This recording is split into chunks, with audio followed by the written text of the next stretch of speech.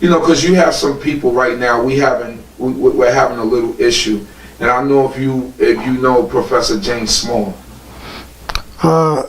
Dr. Jeffries, and Professor Smalls were in the Black Studies departments of City College when I was an undergraduate, and I upset that department like nobody's business. So I know them extremely well, and they later came to tell everyone in the slave theater, because I was on a lecture series with them, how I upset them, and I had a very strong reputation of, you know, upsetting those classes at City College with questions. And some Dr. Smalls, many times they would let me teach the class because they couldn't answer my questions, because I mean, you know, that's how powerful I was, even in terms of coming into those circles with this knowledge that I got at the Shaba Yisrael was my real university. Okay. Under Cohane Levi. Under Cohane Levi. So when I went back to university after in my senior year, no one recognized me. They wanted to know, where did I go? What did this transformation? So my teachers, all them professors, wanted to know, where have you been? Because I came in with a turban on, a katonet on every day, and they knew that if that guy with that turban come in your class, you better work. It's gonna be. And it was just, again, asking them questions. They couldn't answer them. Right. Yeah. The reason why I asked that, because Professor Smalls right now, there's a video that I have with a brother by the name of, they call him Zion Lex, but his name is Abba Levi. I don't know if you followed some of the videos that I've done.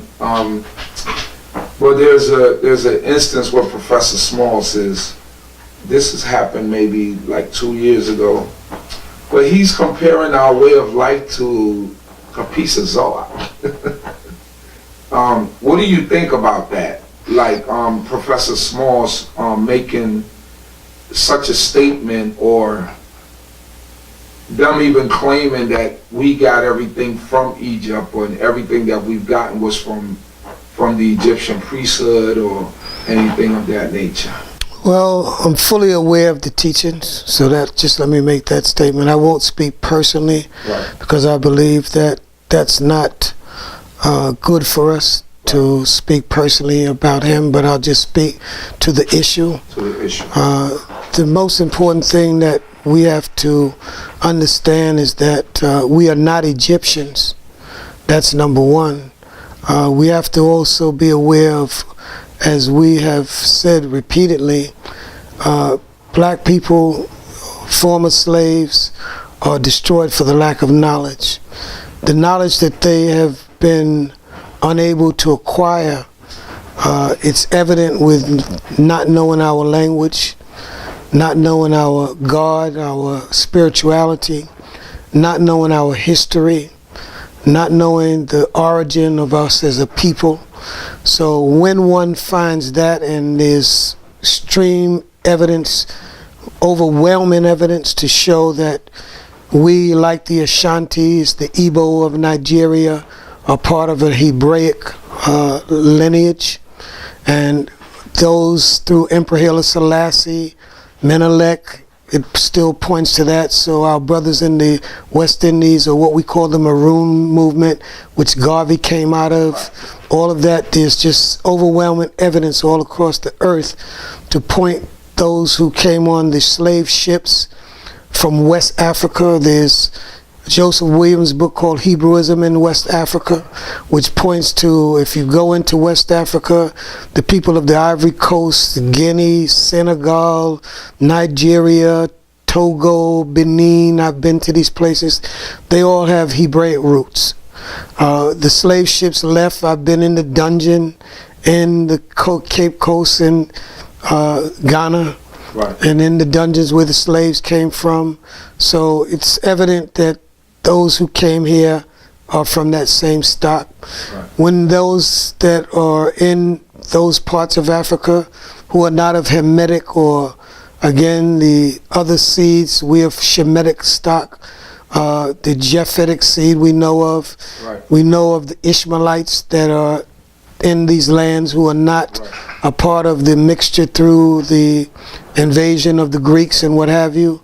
So we see when we travel, black Ishmaelites. I was just with the Bedouins just a few days ago. So again, when you have that type of travel and make those links linguistically as well, you know, Arabic and the connection with Hebrew. And if we're not, as I tell them, Hebrews, then who are we? Because they still, those who claim that we're Kemet or whatever, is something else. When you look at the principles of Mahat or those rules that they have, you can see that there's a difference. I have them, I've compared them with the Torah. They're not the same. Again, there's a universal knowledge that covers all African nations. So it's not that someone started it. There were principles before any written documentation of right and wrong. People knew across Africa that thieves and stealing was wrong. Adultery was something that'll get you put to death. It's not in the Egyptian inheritance, not an Israelite inheritance alone, but it's universal knowledge. So again, when you look at anthropology and how nations develop and how information spreads, you see how languages also take their change over time. They're all connected. So again, a broader mind, deeper understanding of different nations, and the fact that the Sudanese represent Egypt today. Egypt is known as the United Arab Republic. I've been to Egypt, to Cairo, and you know, you've spoken with the people that are there, the people we know as the Nubians, you understand? Directly visit their homes. It just opens up an entirely different door, you know, and you know who went on the slave ships. There are records that they have in this country, and you begin to go into the south and go to the Gullah Islands, and you understand, it's just too much information. So that connects us to being who we are. So I understand that there are different levels of knowledge amongst our people. I don't put anyone down. I acknowledge them for where they are, but with more research and more growth, I believe in turning over every leaf. So that's why I know about chemic studies, and I know and I enjoy speaking with Dr. Smalls even today, any of them, Dr. Jeffries. They're more open now because I've heard them admit, you know, to certain things. They've had to turn to the Hebrews. I remember when Dr. Jeffries was attacked because of his statements against the Jews. He had to look to us to be able to know how to address that community. And so again, that's my position on it. And again, I could speak more on it, but again, I know who I am, and there are people among our people who they have not arrived at the truth about who they are. And there are many snares and traps out there. They write books and they throw information out because their objective is that we never find out the truth. And they will interview people who they know are confused about this subject before they interview people who are knowledgeable, that can speak Hebrew fluently and that can defend this truth and, you know, show the differences between the various other areas where they sometimes stand opposing what we're saying, whether it's Judaism, you know, Islam, or what have you. And we just try to embrace the whole. That's my position of understanding the whole picture and being able to know what they know so that you can have an intelligent conversation. Did you ever get to meet the late Abba Bivens? Yes, I did. So how was that? Again, great opportunity to know him. He died through Cohane Levi. Cohane Levi. Cohane Levi took me to all these men, wanted me to meet them, and wanted me to see their teachings. That's an experience. Wonderful. But what's been greater is that to this day, I know his oldest surviving student. He's over 90 years of age. His name is Elder Ari. Lives in Amityville. I visit him all the time, so we have dialogue constantly, and we even compare Hebrew teachings. So again, there's some knowledge that I still exchange with him and I get from the teachings of the school, which later became, I think what is known as the Tanakh school, and those brothers up. So no, I know the original teachings and those. Because, you know, and it's great that we could speak about this, because there's a lot of the schools that branched off of Exactly. Abba Bivens, they I think sometimes they misconstrue what the man was about. And from all the elders like Nasi Barak, yourself, Chief of Chiefs, all of you guys have met him, and I get a different story. You know, Tanakh school, you know, he used to read the Hebrew out of the scroll. Absolutely. He used to, you know, because I believe he studied under Rabbi Matthew. Yes, again, if he did not, I can't say whether that was actually, but the same school of teachings. The same school. You understand? They were founded in Torah and reading the scrolls and all of that. And again, Did he incorporate the New Testament, or did he just, Well, again, I never heard him speak about the New Testament. You understand? That wasn't what I heard when I was in his presence. It was Torah. And the 12 charts, did you see that? Did he have that implemented? You know, these brothers have the 12 tribe charts. Jamaican is Benjamin. He knew and understood the 12 tribes as all the other teachers had of that day.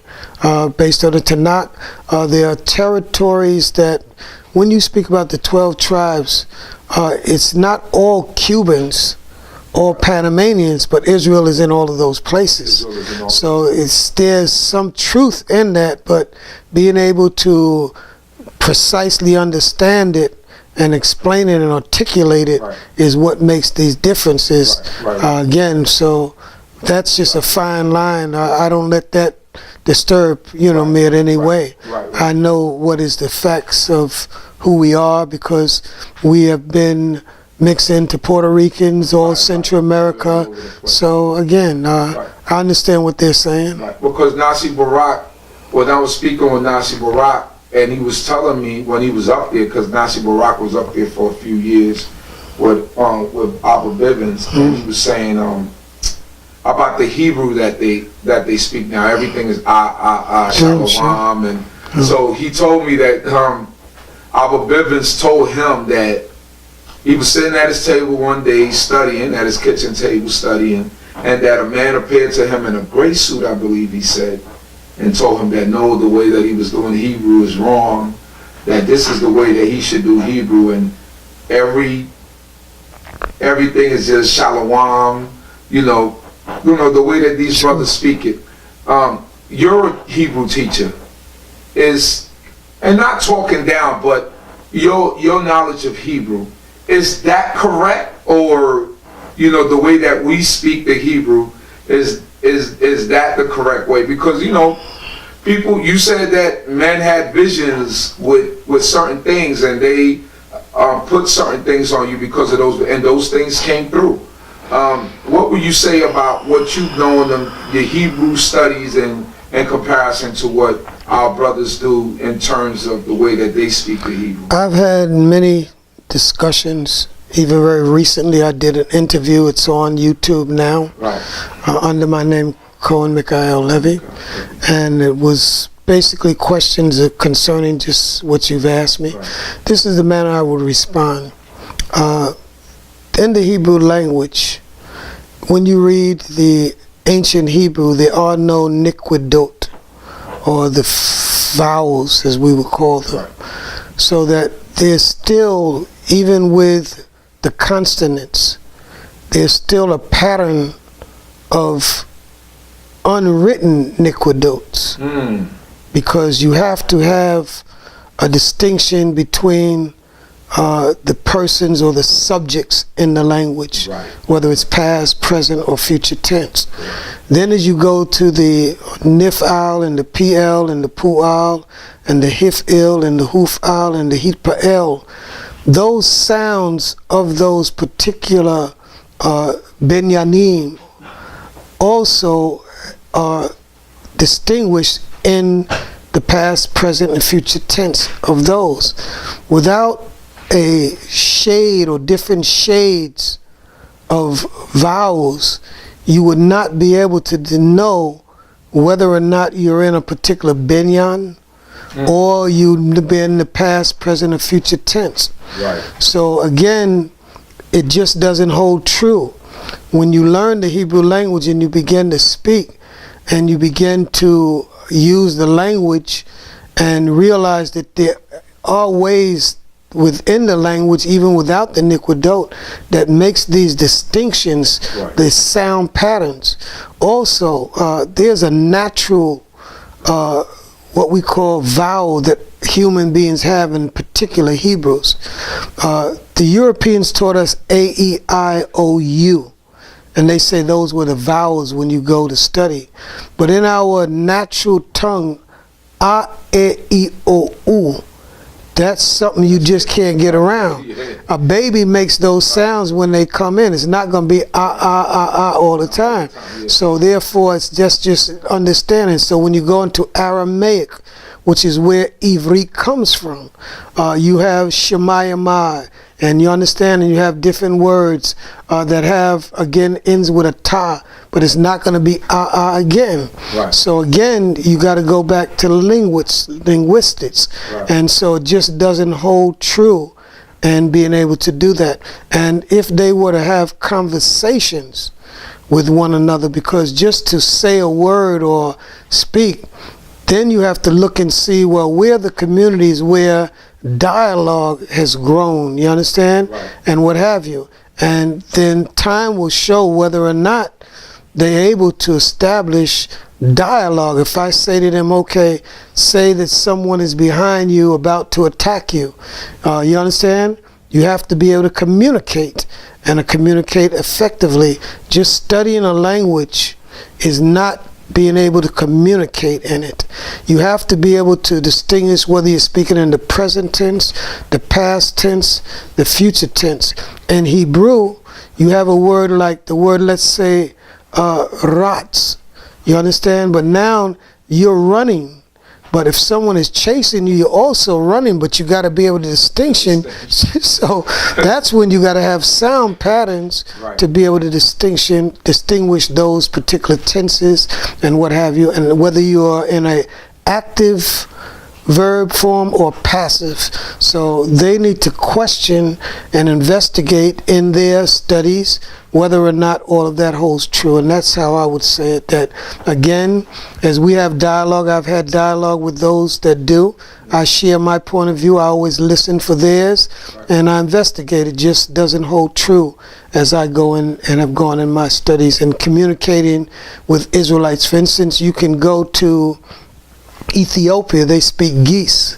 You understand? And when you speak in their languages, they have sometimes the same phonetic pronunciations of words that we have in the Hebrew language. Okay. And amongst the other languages too. No Igbo has No Xhosa has Right. They have different sounds, so right, you got to go and just you got to be able to differentiate. Great. This is my last question on Rabbi Matthew. You say you're in contact with one of his oldest students. He's 90 years old now. Not Rabbi Matthews, Rabbi Bivens. Rabbi Bivens. And Rabbi Bivens, I want to let you know this. He was a rabbi. Yes, that's what I knew him as, Rabbi Bivens. And that's why I said when I went, that's what he was teaching. Right. Nasi Barak would have known him much better than I. Yes, he gave me a lot of. Well, in speaking to his oldest student,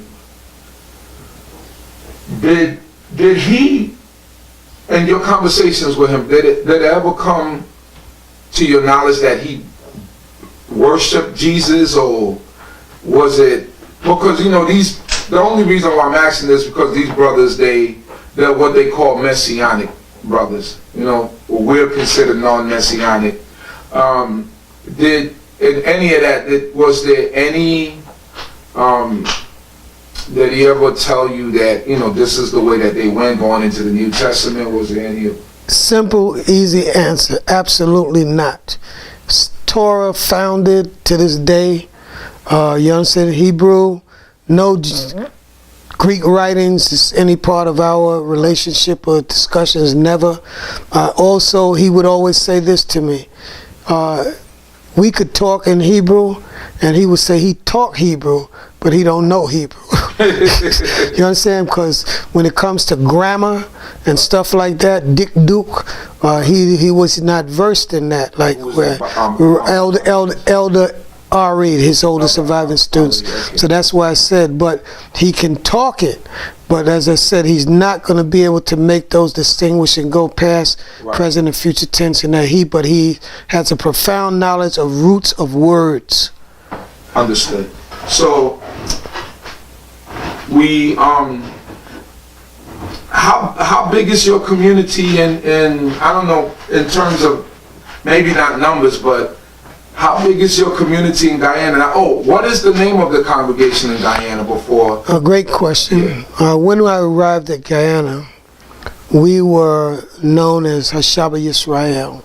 The Guyana extension. Yes, most people could not say Hashaba Yisrael. Yeah, the H. So again, that was very difficult. Yeah. They'd also ask, where are you from? Yeah. And I would have to say our headquarters in Brooklyn. Right. They wanted to go to Brooklyn. They wanted to go to Brooklyn. So that's where they would want it. Yeah. As I grew over the years, I went from understanding of congregationalism to nationalism. You perhaps heard me say that using the Chinese, they don't come to America and say that they're anything other than Chinatown. When they go to San Francisco, they're Chinatown. In Guyana, they're Guyanese. You understand? So that we always say now, and everywhere I go, I teach, we're Hebrew Israelites of Guyana, Hebrew Israelites of Charlotte, Hebrew Israelites of Philadelphia, Hebrew Israelites of Barbados, Hebrew Israelites of Trinidad, Hebrew Israelites of Jamaica. And that's becoming what I call national maturity. Because now the people know that we are being identified as what I would call the diaspora nation. Because the diaspora is a nation. You understand? Everybody that went were a part of a nation. We're the Hebrew Israelites. Whether we're in Tanzania, wherever colonialism went, that experience marks the Hebrew people. That's the fulfillment of Deuteronomy, the 28th chapter, and all of our experiences. So again, in Guyana, there was an elder. She passed away. Her name was Elder Naomi. She knew... One of the originals that came. No, she's one of the original Guyanese. The community in Guyana now is basically hundreds and hundreds of people that are Guyanese. See, because basically what I've done is awaken an entire country. You know, when you're in a country for 40 years, you lose your tzitzis in the bus and everything. So our mark is everywhere. So if you get at the airport and just say my name or ask for the Hebrews, they'll bring you right to our community. Because we're known all throughout the country, and it's now has gone to other countries, because it's now in Barbados and Trinidad. When we have our 30th anniversary, 40th anniversary, which were great celebrations, people came from Israel all across the United States, from the Caribbean. So the country, it's all advertised on television and radio. They begin to see the picture of what this is. That's what awakens them. I'll give you another example. When I began to make the contact with the land of Israel and go on television and radio and tell them that our headquarters is in Israel, now they begin to connect it with the Bible, not Brooklyn. They want to go to Israel now because they understand the nationalistic picture rather than a congregational picture is where I started as an Israelite. I'm a nationalist now. I'm teaching nationalism and who we are, ethnicity. So again, when I was in Guyana, in Israel just a few days ago, we had what we call various theaters of what we call the State of the Union, the State of the Nation Conference, where every representative from different regions just a few days ago had to give a report updated. This is done every year. Right. So I can tell them how we've progressed, where we are at this point in Guyana, Trinidad, and what have you, because that's my portfolio on that national level. Ghana's represented, Kenya's represented, London was represented, you understand, all of these various countries. So there was a sister there from England. She had been in England for 30 years. She represents an ecumenical churches all throughout London. She came there as a Christian representing all the Christian churches across London. She was one of the speakers that spoke for about 15 minutes, and her words, but there's another brother named Yehoshaphat. He represents the London jurisdiction with another brother known as Cohane Michael. And so at that point, they allowed her to say something, and she immediately said, I need to find the brother and speak from him. Is he here? The brother from Guyana, because I left Guyana 30 years ago. And she told everyone that when she goes back to London, she's going to have a problem, because she's going back there not a Christian, but she has found out and knows that she's a Hebrew Israelite. Wow. And now that this person who has got up and spoke, because I spoke before them, and she now knows that these teachings have been in her country for 40 years, so we may exchange information, and she's no longer Christian. She's a minister, Christian minister, who's on the board of all these churches of London, and she's going back there Hebrew Israelite, so she knows that her job is finished. That's right. She's kicked out, and she doesn't care, just to show you the profoundness of this. So again, in your original question, in terms of being there in Guyana, no, I'm working and have been teaching for 40 years, ministers of government, president himself. I have a meeting with him in a few days. I mean, this is going to an entirely different level. Because when you hear truth over and over again, and I've had president that have called in, because he called in and asked this question. One of the late presidents, as I said, of Guyana, yes. He called in and he asked this question. He said, this man has been coming on this television and radio for years, and he's been saying to the people of Guyana, you're Hebrews, and that Christianity is a deceptive religion. It's the religion of colonialism, because the slaves were Christianized in all of the territories. Right. And he said, why has no one ever come on and challenge him? We have all of these missionaries here. We've having even people of Guyanese ethnicity who have heard him. Why have not any of them come on to refute what he's saying? And the Guyanese people call in and they say they don't want to come on the station with him because they know that they'll be embarrassed, and they cannot, refute this information, because it's based on old, new. And they ask me sometimes, have you read the New Testament? And I tell them I read from Matthews to Revelation, then I read from Revelation back to Matthew, so I read it frontwards and backwards. Ask me anything you want. And so they know. You can't challenge this. Truth. And we know in the community that you are a great representative of the entire community, and absolutely. It's a blessing. I want to just say this. I'm your product. I'm the product of every Israelite community in New York City. Hallelujah.